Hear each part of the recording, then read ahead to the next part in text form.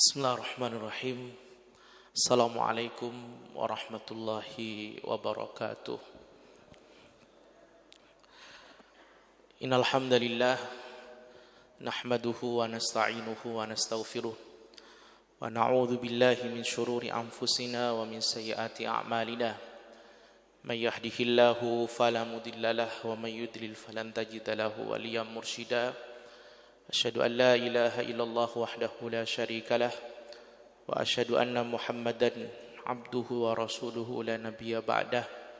Allahumma salli ala sayyidina wa habibina wa qurrati a'yunina Muhammadin wa ala alihi wa sahbihi ajma'in. Amma ba'du, jamaah Bapak Ibu yang dimuliakan Allah Subhanahu wa taala. Hari ini kita berada di tanggal, ada yang mengatakan 11 Rabiul Awal, ada yang mengatakan 12 Rabiul Awal.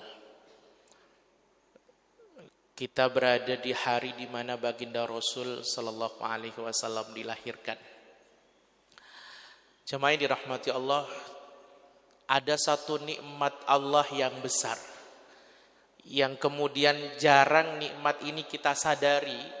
Padahal ini adalah nikmat besar yang sangat luar biasa, yaitu kita dilahirkan oleh Allah di zaman ini dan dipilih sebagai bagian dari umat Rasulullah. Itu nikmat yang luar biasa. Ini nikmat yang luar biasa. Sebagian mungkin ada yang mengatakan, Ustadz, lahir di zaman ini zaman fitnah Ustadz, merugikan.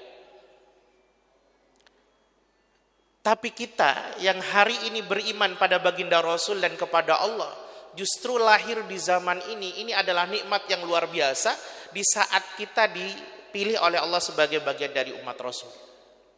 Karena kalau kita mau lahir di zaman baginda Rasul, itu juga tidak bisa menjamin apakah kita ini masuk bagian dari baginda Rasul atau justru kita masuk bagian dari Abu Jahal. Enggak ada yang jamin. Tapi kita hari ini bisa sholat duhur berjamaah seperti ini, itu satu nikmat yang luar biasa karena kita paham dan kita mengikuti ajaran baginda Rasul sallallahu alaihi wasallam. Yang dulu nikmat ini, jemaah yang dirahmati Allah, pernah ada indikasi, saya bilang ini ada indikasi, diiri salah satunya oleh baginda Nabiullah Musa alaihi salam. Ketika baginda Rasul sallallahu alaihi wasallam waktu itu naik dari Masjidil Aqsa ke Sidratil Muntaha dalam rangka untuk Mi'raj, di langit yang ke-6 baginda Rasul ketemu dengan Nabiullah Musa alaihi salam. Kemudian beliau mengucapkan salam kepada Nabiullah Musa. Lalu kemudian beliau mendoakan Musa dan berdiskusi dengan Nabiullah Musa. Tiba-tiba ketika beliau hendak pamit mau naik ke langit yang ke-7, tiba-tiba Nabiullah Musa menangis. Kata baginda Rasul, "Ma yubkika ya Musa?" Apa yang membuat engkau menangis wahai Musa? Lihat Pak, kalimatnya Nabiullah Musa. Kata Musa, "Abki li'anna ghulaman bu'itha min ba'di." Aku menangis wahai Muhammad karena aku mengetahui ada seorang Rasul yang diutus setelahku, yaitu baginda Rasul sendiri. Yadkhulul jannata min ummatihi aktsaru mimma yadkhuluha min ummati. Di mana umatnya yang masuk surga jauh lebih banyak dibandingkan umatku. Jadi umat baginda Rasul atau orang yang menjadi bagian dari baginda Rasul, umatnya baginda Rasul, itu masuk surganya jauh lebih banyak dibandingkan umatnya Nabiullah Musa alaihi salam. Ini nikmat yang luar biasa. Bahkan baginda Rasul pernah suatu waktu mengatakan begini, "Atibabal jannah yaumal qiyamah." Aku kelak akan mendatangi pintu surga di hari kiamat. Fa astaftihu, kata beliau. Dan aku akan mengetuk pintu surga itu. Faqala al-khazin, kata baginda Rasul, saat itu malaikat yang menjaga pintu surga itu bertanya, "Man ant?" Siapa kamu? Fa'aqul, kata baginda Rasul, aku berkata, Muhammad, aku adalah Muhammad. Maka lihat kalimat malaikat penjaga pintu surga tadi. Bika umirtu la aftahu li ahadin min qablik. Justru aku diperintah, kata malaikat tadi, bahwa aku tidak diizinkan untuk memasukkan siapa saja ke dalam surga ini kecuali setelah engkau masuk, wahai Muhammad. Jadi baginda Rasul itu jemaah yang dirahmati Allah, dia masuk surganya pertama kali. Maka beliau mengatakan nahnul akhirun. Kita semua ini, kata baginda Rasul, kita semua ini adalah umat belakangan. Datangnya belakangan. Paling mendekati kepada hari kiamat. Paling pendek di antara umat-umat yang lain. Umurnya juga paling pendek. Tapi kata beliau, wal awwaluna yaumal qiyamah. Tapi justru kita nanti yang berbaris paling depan, paling pengawal, paling pendahulu di hari kiamat. Wal awwaluna may yadkhulul jannah. Dan paling awal yang masuk surga. Pernah gak kita sadar bahwa menjadi umat baginda Rasul itu suatu nikmat yang luar biasa? Bahwa nabinya kelak yang paling pertama masuk surga. Dari kalangan umatnya besok pertama juga yang masuk surga. Ini nikmat yang luar biasa. Yang kadang kita gak menyadari bahwa kita punya nikmat itu. Walaupun kita paham jemaah yang dirahmati Allah. Hidup di zaman ini. Di mana semua kemaksiatan ada di zaman kita.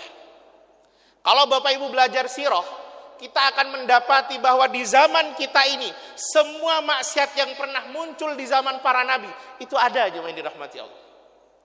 Zaman Nabi Adam muncul kemaksiatan, salah satunya hasad, salah satunya adalah pembunuhan antara seorang adik dan seorang kakak, Qabil dan Habil.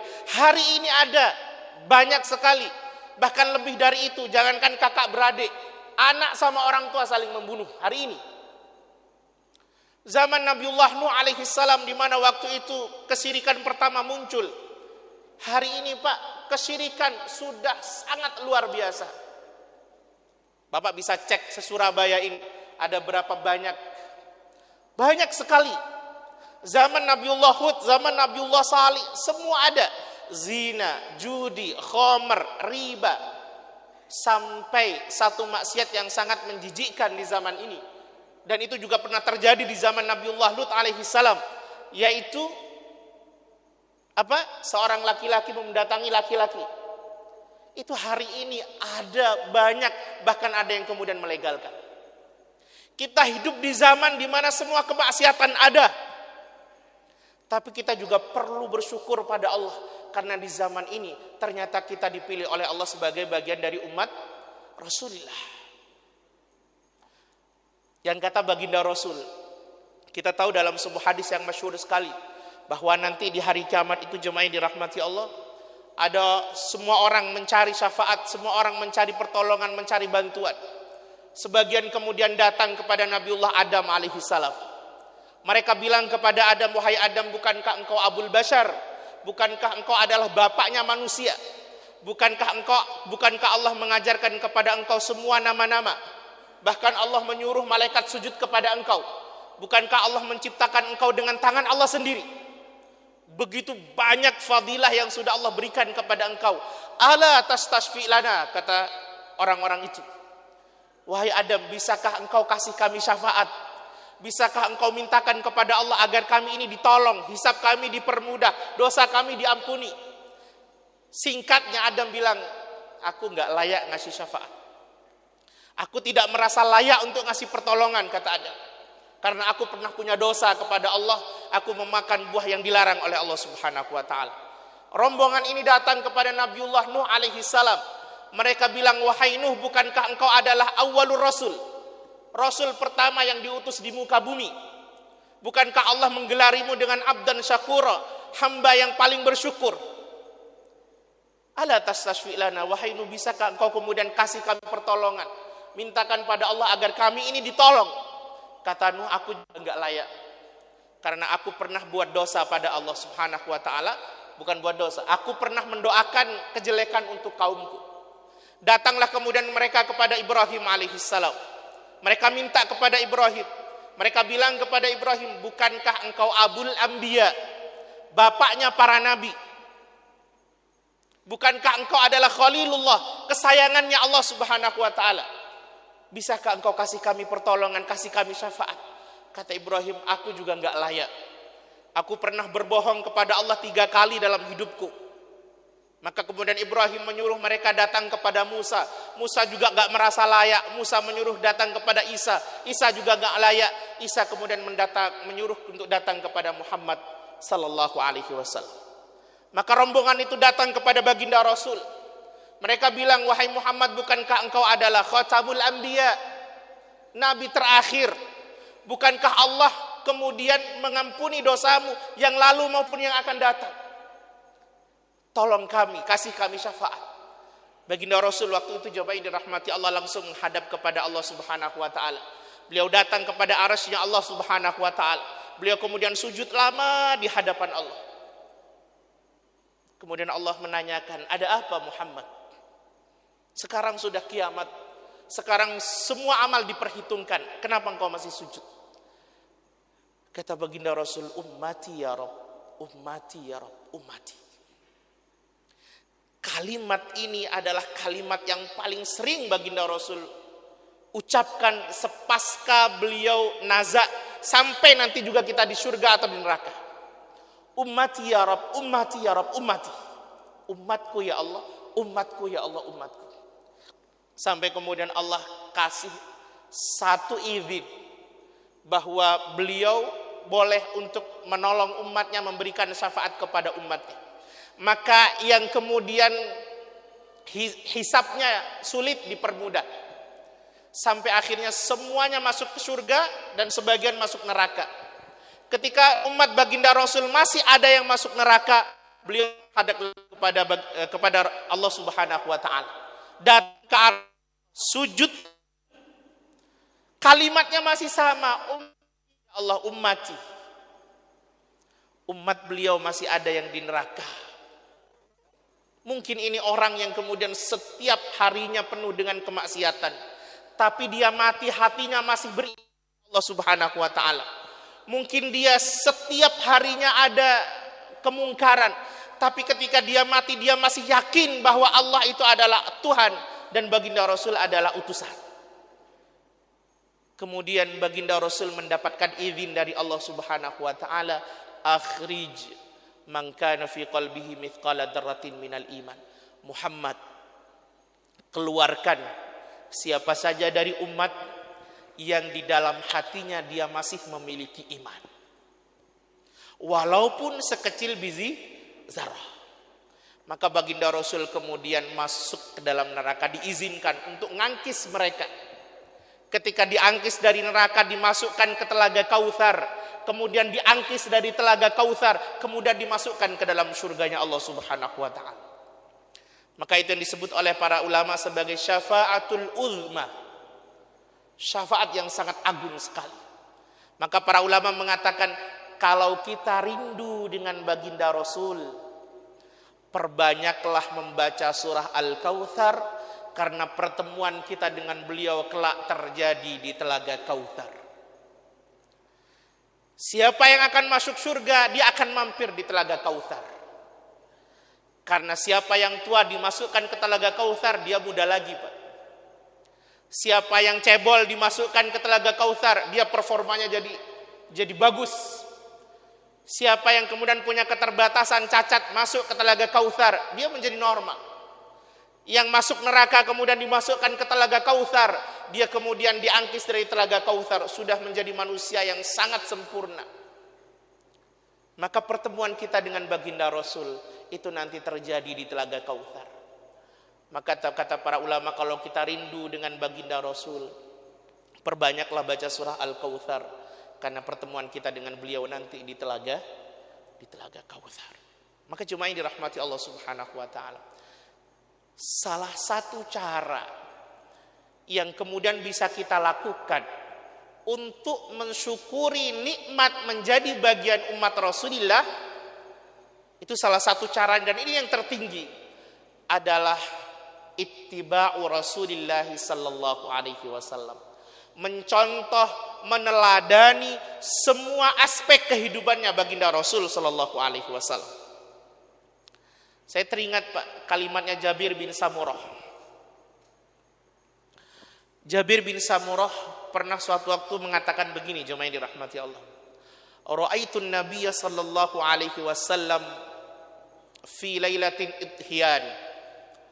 Aku, kata Jabir bin Samurah, pernah melihat baginda Rasul sallallahu alaihi wasallam di malam hari ketika malam itu rembulan sedang purnama. Wa alaihi hullatun hamra, di mana kemudian baginda Rasul waktu itu keluar dengan memakai jubah merah. Faja'altu anzuru ilaihi wa ilal qamar. Saat itu aku melihat bergantian antara melihat Rasul kemudian melihat rembulan. Melihat Rasul, melihat rembulan, bergantian. Falahu indi ahsanu minal qamar, kata Jabir bin Samurah. Maka menurutku, kata beliau, kata Jabir bin Samurah, menurutku sungguh Rasulullah jauh lebih indah, jauh lebih sejuk, jauh lebih baik, jauh lebih syahdu dibandingkan rembulan yang waktu itu sedang purnama. Cuma ini dirahmati Allah Subhanahu wa taala. Jabir bin Samurah memberikan ilustrasi bahwa beliau itu seakan-akan seperti rembulan yang purnama atau lebih daripada rembulan yang purnama. Itu bukan karena beliau ganteng saja, Pak. Memang kita tahu beliau ganteng, tampan luar biasa. Tapi apalah tampan, jemaah yang dirahmati Allah, kalau kemudian moralitasnya tidak baik. Apalah ganteng, jemaah yang dirahmati Allah, kalau kemudian hidupnya tidak ada manfaat sama sekali, bahkan menjadi beban buat orang lain. Jabir bin Samurah mengatakan bahwa baginda Rasul itu seperti rembulan, bahkan lebih daripada rembulan yang purnama.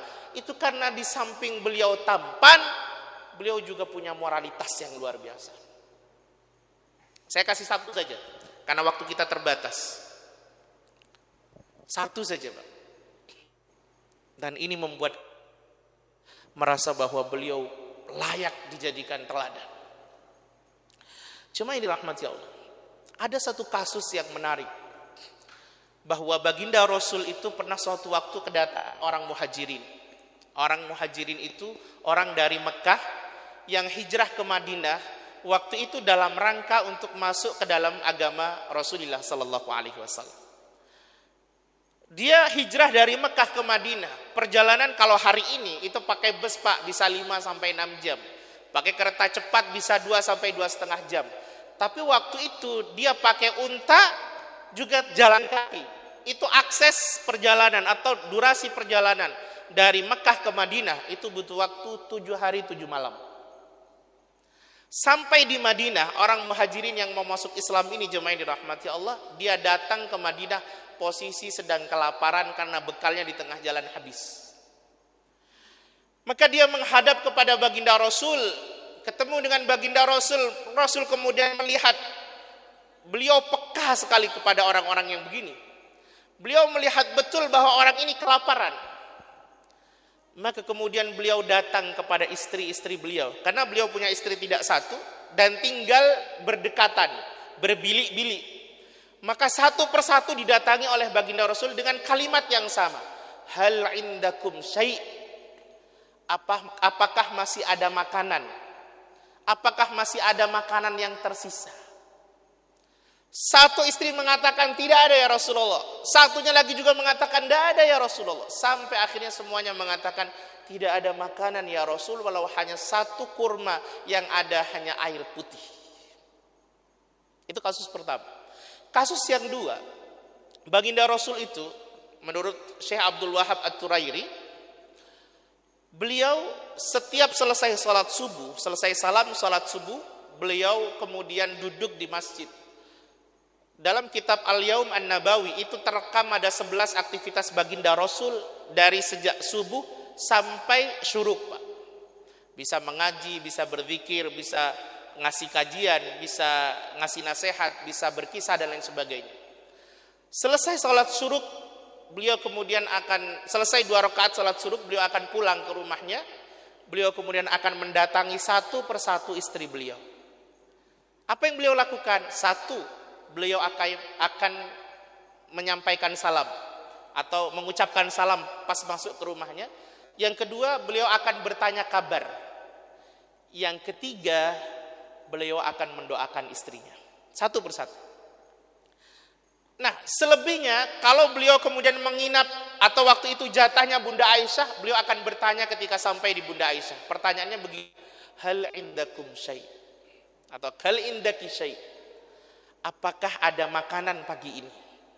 Kalau kalimatnya ada, maka beliau akan makan. Kalau beliau suka, beliau akan puji. Kalau beliau gak suka, beliau gak akan ejek. Tapi kalau kalimatnya tidak ada makanan, apa kalimat baginda Rasul? Kalau begitu hari ini aku puasa. Cuma ini rahmati Allah. Coba antum bayangkan. Ini Rasul. Ini orang paling mulia di alam semesta. Pilihannya Allah Subhanahu wa taala. Tapi ternyata beliau pernah berada di titik terendah di mana beliau sama sekali tidak memiliki makanan di rumahnya. Dan kasus ini tidak sekali dua kali, berkali-kali. Beliau pernah berada pada sisi itu. Sekarang pertanyaannya, kenapa Allah mendesain Rasul yang mulia itu untuk kemudian beliau pernah mengalami berada di fase terendah, beliau juga pernah mengalami di fase tertinggi. Apa fase tertinggi? Di mana beliau waktu memiliki hal yang sangat luar biasa besar, terutama setelah menaklukkan kota Khaybar. Itu ghanimahnya luar biasa.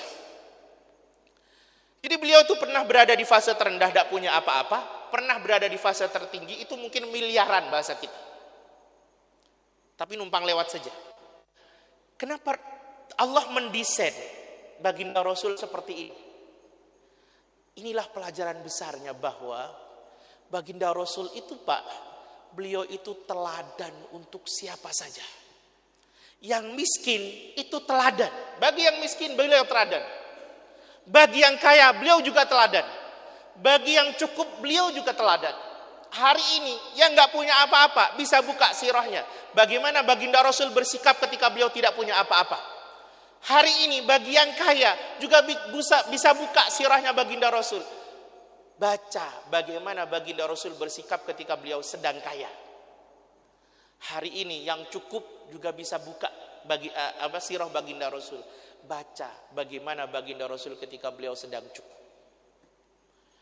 Maka betapa luar biasanya Allah mendesain Rasulnya sehingga dia menjadi teladan bagi siapa saja. Maka jemaah yang dirahmati Allah Subhanahu wa taala, saya ingin sampaikan bahwa salah satu bentuk rasa syukur kita menjadi bagian dari umat Rasulullah itu adalah ittiba'u Rasulillah sallallahu alaihi wasallam fi kulli hal. Mengikuti, meneladani, mencontoh bagaimana kehidupan baginda Rasul dalam semua aspek kehidupan kita. Sekuat kita, semampu kita. Dengan begitu, insya Allah kita nanti di hari kiamat juga oleh Allah dan oleh Rasulnya dipandang, dianggap sebagai bagian dari orang yang layak mendapatkan syafaat baginda Rasulullah sallallahu alaihi wasallam. Ini saja yang bisa saya sampaikan. Jemaah yang dirahmati Allah Subhanahu wa taala. Kurang tak Ustaz? Cukup setia? Sudah 1:30. Mudah-mudahan Allah Subhanahu wa taala jadikan kita semua sebagai hambanya yang terus menguatkan rasa cinta kita kepada baginda Rasul sallallahu alaihi wasallam, terutama di bulan-bulan ini. Ini bulan di mana beliau dilahirkan. Mudah-mudahan kita mendapatkan syafaat Rasulullah sallallahu alaihi wasallam. Rabbana zalamna anfusana wa illam taghfir lana wa tarhamna lanakunanna minal khasirin. La ilaha illa anta subhanaka inna kunna minadh dhalimin. Allahumma ja'alna wa awladana wa ahlana wa azwajana wa dhurriyyatina wa talamidana min ahli ilmi wa ahli khair wa la taj'alna wa iyyakum min ahli syarri wad dhair wa ja'alna wa iyyakum min ahli al-Qur'an wa ahli al-iman. Allahumma inna na'udzu bika minal hammi wal hazan wa na'udzu bika minal ajzi wal kasal wa na'udzu bika minal jubni wal bukhl wa na'udzu bika min ghalabati ad-daini wa qahri ar-rijal Allahumma inna nas'aluka husnal khatimah wa na'udzu bika min su'il khatimah. Allahumma innaka afuwun tuhibbul afwa fa'fu anna. Rabbana ighfir lana waghfir dhunuba walidina warhamhum kama rabbawna shighara. Rabbana atina fid dunya hasanah wa fil akhirati hasanah wa qina adzaban nar wa adkhilnal jannata ma'al abrar ya aziz ya ghafar ya rabbal alamin. Wa sallallahu ala sayyidina wa habibina wa qurrati a'yunina Muhammadin wa ala alihi wa sahbihi ajma'in. Alhamdulillahi rabbil alamin. Subhanakallahumma wa bihamdika asyhadu an la ilaha illa anta astaghfiruka wa atubu ilaik. Mohon maaf apabila ada kesalahan. Assalamualaikum warahmatullahi wabarakatuh.